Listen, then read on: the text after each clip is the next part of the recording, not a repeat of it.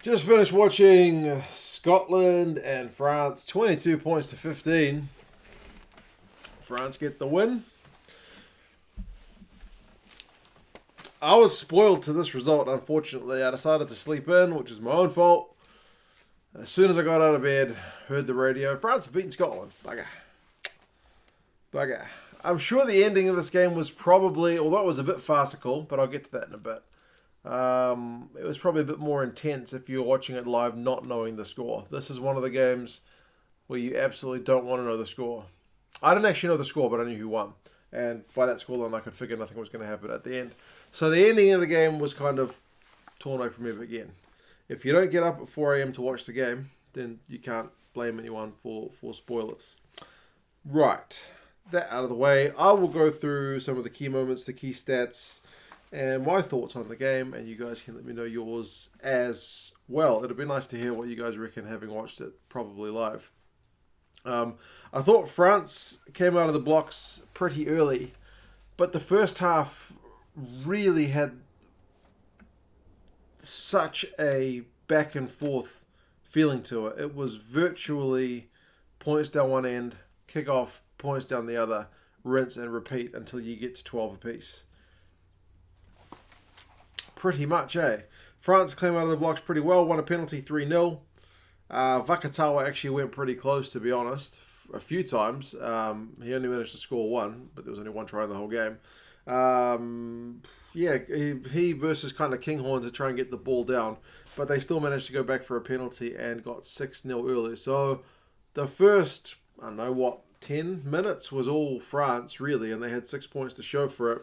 But Scotland, on about a quarter of an hour, managed to mount their own period of pressure. They won a penalty from it, 3 points to 6, and then another one, 6 points apiece. So France had the best 10 minutes, and then from 0 to 10, and then Scotland from 10 to 20, pretty much. Then you get to the back and forth stuff. Jalibert gets a drop goal a few minutes later, after Ramos has kind of made a wee little line break. It's pretty much in front. It's outside the 22. It's a good strike for a guy, I think it's like second start or something. So 9 points to 6. But the exchange continues back down the other end when Scotland kick a penalty.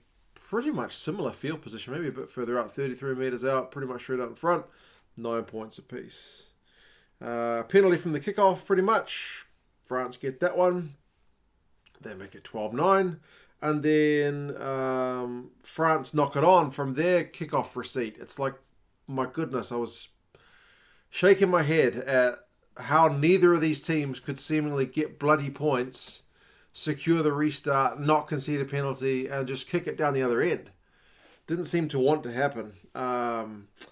Eventually, it took them a little bit longer for Scotland, but they managed to win another penalty to make it 12 apiece.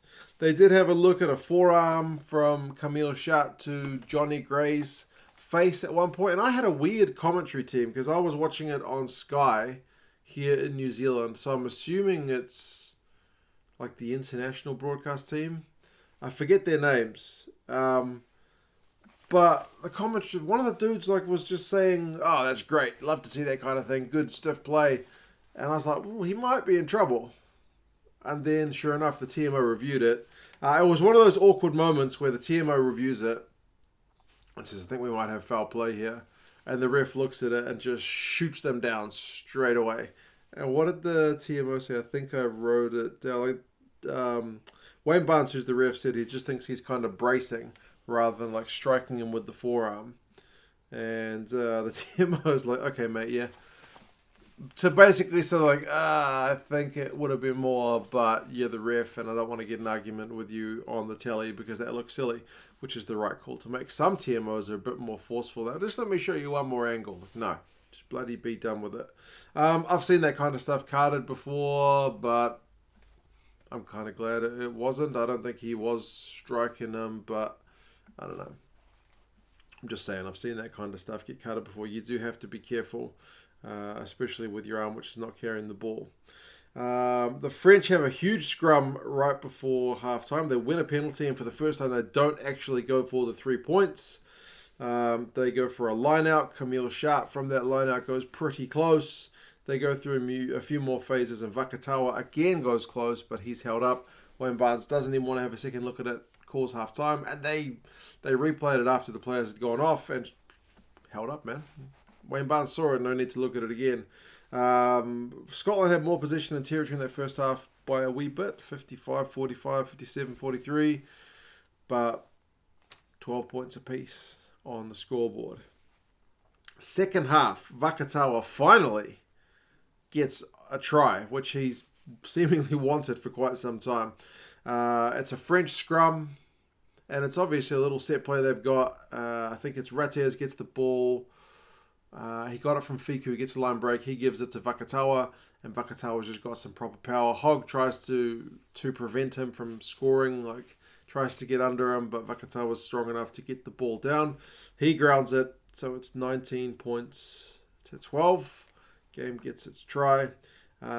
Scotland get the ball from the restart and win a penalty, because why have a proper exit from a restart? France, I guess, and Scotland in this game, to be honest. So that puts it back in touching distance, 15 points to 19. The commentators, again, I don't usually go on about the commentators, and maybe a video about my favourite and least favourite commentators is due at some point. But oh my God, they were going on and on and on and on and on about Mohamed Hawass and how he punched Jamie Ritchie in the last game these guys met. I know. It's like they had nothing else to talk about. They were talking about Mike Tyson jokes and keep your hands by your side, and it was just, I get it. He threw a punch last time. It wasn't a smart thing to do. Bloody hell. Anyway, Fiku went really, really close. Fraser Brown tackled him on the line on 56 minutes. Jalibert cross kick went to Duhan van der Merwe, so nothing doing from that one for France. Maybe he thought he had advantage, or maybe he just saw some space, but didn't quite have the accuracy on the cross kick. France go close again on 60, and they ended up winning a penalty to make it 22 points to 15. And that's the scoring done. That's the scoring done for the rest of the game. There is some handbags. LaRue and Johnny Gray get into it with each other for a bit, and the ref basically just says, and I guess I kind of like that from Wayne Barnes, if you guys want to stay on the field, cut that crap out. Basically, he doesn't want any of that.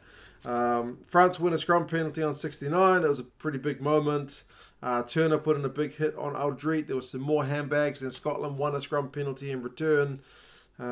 Scotland had a little kick through.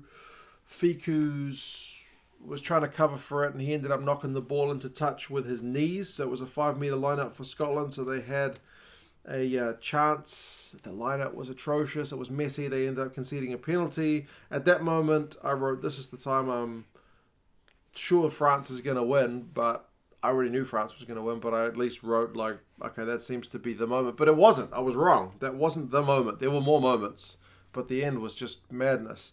76 minutes, France have a 54-metre penalty.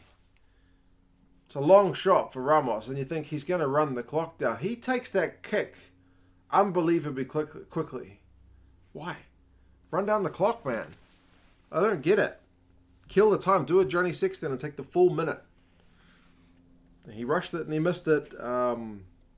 So yeah, it was a bit of a weird one, and then a bit of a kicking duel. Ramos ends up kicking it on the full. So I wrote one last chance for Scotland. One last chance, but it wasn't. They had a really, I wrote, piss poor line out again. But that wasn't their final chance, because they managed to win a penalty on 81 minutes. That was the last chance.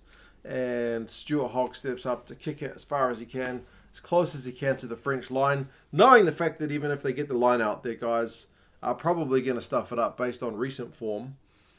But he spares the blushes of his hooker and his line-out jumpers by just kicking the ball dead. So he takes the blame for that one, I guess. So a mad ending. If you're a Scottish fan, you'd have to be pretty annoyed with some of those unforced errors towards the end. But to be honest, over the course of the game, there was more times when Vakatawa went close, or Fiku, than probably anybody else, even Camille Chat. So France probably had the better of the game, better team, probably won on the day. First victory for them at Murrayfield for quite some time. But I mean, 15-22 is no disgrace. If Scotland take a few of their chances, they are well in that game, but they didn't do it. So yeah, a bit of a disappointing one, I would imagine, if you're a Scottish fan. I really wish I hadn't known the result, because I think that would have been a tense ending and I would have been tearing my hair out.